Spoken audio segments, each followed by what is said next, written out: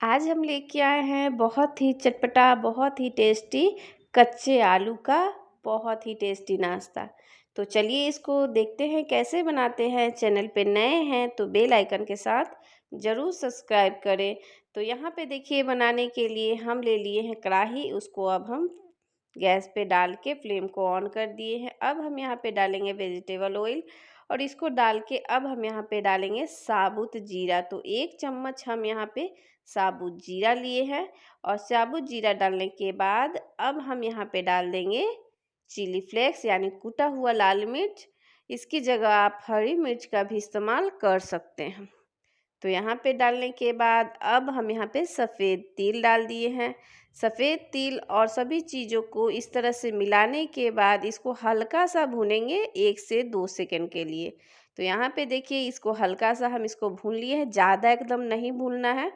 तो इसको भूनने के बाद हम यहाँ पे अब डाल देंगे बारीकी कटा हुआ हरा धनिया और कद्दूकस करके 2 आलू को हम इस तरह से डाले हैं।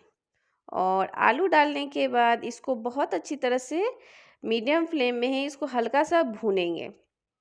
तो हल्का ही बस 1 से 2 सेकंड तक आलू को भी भूनना है और भून के और इसको अब हम इसमें पानी डाल देंगे।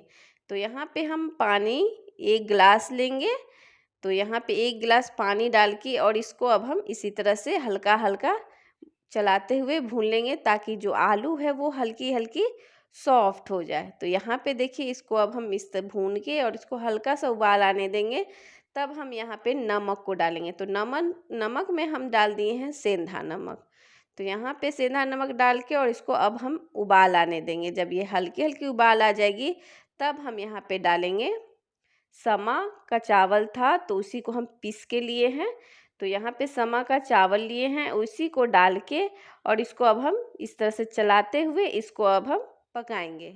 तो यहाँ पे इस तरह से बहुत अच्छी तरह से इसको पका लेना है और लगातार ही चलाते हुए इसको पकाएंगे और मीडियम फ्लेम में ही पकाएंगे, तभी बहुत अच्छी तरह से पकेंगे। तो देख सकते हैं इस तरह से चलाते हुए हम इसको एक डो की तरह जब तक ना हो जाए तब तक इसको चलाते हुए ही पकाएंगे। तो यहाँ पे देखिए इस तरह से हम पका लिए हैं और आप लोग देख सकते हैं एक डो की तरह ये तैयार हो गया है।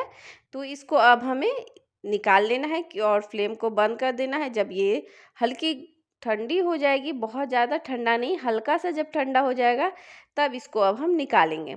तो यहाँ पे देखिए इसको हम एक चॉपर बोर्ड पे डाल लेंगे निकाल के। तो ये देखिए ये 50% ये ठंडी हो गई है, तब हम इसको निकाले हैं, पूरी गर्म नहीं है। तो इसको डाल लेंगे और डाल के इसको अब हम मसलेंगे और मसल के इसको एक डो की तरह तैयार करेंगे। तो यहाँ पे देखिए ये हल्की गर्म है तो हाथ जल रहे हैं, तो इसलिए हम चम्मच से इस तरह से फैला दिए और इसको हल्का और ठंडा होने देते हैं। तो हल्का ठंडा हो गया तो हम इस तरह से मसलते हुए इसको अच्छी तरह से एक चिकना सा डो बना लिए हैं और ये देख सकते हैं। तो इसको अब हमें फैलाना है। तो यहाँ पे अच्छी तरह से एक बराबर इसको इस तरह से फैला लेना है और एकदम पतला नहीं रखेंगे और ना ही ज़्यादा मोटा रखेंगे। तो यहाँ पे इस बात का ध्यान रखना है, ना ज़्यादा मोटा और ना ही ज़्यादा पतला होना चाहिए। तो यहाँ पे देखिए इस तरह से एक समान हम इसको फैला लिए हैं, एक चौकोर शेप इसको हम दे दिए हैं। तो ये देखिए और ये काफ़ी हद तक ये ठंडी हो गई थी, हल्की हल्की गर्म थी। तो यहाँ पे इसी तरह से इसको फैला दिए हैं और फैलाने के बाद इसमें हम अब कटिंग लगाएंगे, क्योंकि बहुत अच्छी तरह से ये चिकने हो गए हैं। तो इसमें कटिंग लगाएंगे। कटिंग आप कोई भी शेप में इसको काट सकते हैं, आपको जैसा अगर पसंद है वैसा ही काटिए। तो हम यहाँ पे एक साइड से काटे हैं, फिर दूसरा साइड से भी काट देंगे और अच्छी तरह से काटेंगे और उसके बाद इसको एक डब्बे के साइज जैसा इसको हम काटेंगे। तो ये देखिए चौकोर शेप में इसको हम काट के इसको हम तैयार करेंगे। तो देख सकते हैं इसी तरह से हम काट के इसको हम तैयार करेंगे और आपको जो भी शेप रखना है अपनी पसंद से रखिए। तो हम यहाँ पे चौकोर शेप में काटे हैं और फिर से हमें एक बीच से इसको कट करना है। तो यहाँ पे 3 कोण शेप वाली ये नाश्ते बन जाती है। तो यहाँ पे देखिए इस तरह से हम काट के और इसको हम पूरे नाश्ते को तैयार कर लेंगे। तो ये देख सकते हैं इसी तरह से कटिंग लगा के और इसको अब हमें जब तक पूरी तरह से ठंडी नहीं हो जाएगी तब तक इसको हमें छोड़ देना है। अगर आपको जल्दी में बनाना है तो इसको फ्रीजर में डाल के इसको तुरंत इस्तेमाल कर सकते हैं। अगर टाइम है तो इसको इसी तरह से छोड़ देंगे, जब ये पूरी तरह से ठंडी हो जाएगी तब इसको हम फ्राई करेंगे।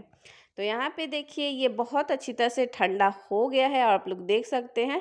तो यहाँ पे देखिए एक पीस हम निकाल के दिखाते हैं, बहुत अच्छी तरह से ये ठंडा हो गया है। तो हम अब चलिए इसको हम एक एक करके निकाल लेते हैं प्लेट में और उसके बाद इसको हम फ्राई करेंगे। तो यहाँ पे देखिए हम पूरे नाश्ते को प्लेट में हम निकाल लिए और देख सकते हैं इसकी मोटाई हम ज़्यादा नहीं रखे हैं, आधा इंची हम इसकी मोटाई रखे हैं। आप लोग देख सकते हैं ना ज़्यादा पतला है और ना ही ज़्यादा मोटा है। तो चलिए फ्राई करते हैं। तो फ्राई करने के लिए यहाँ पे तेल को गर्म होने के लिए हम डाल दिए थे और इसे हमें हाई फ्लेम में ही फ्राई करना है, लो में नहीं करना है, क्योंकि पहले से ही सभी कुछ इसमें पके हुए हैं, बस क्रिस्पी करना है।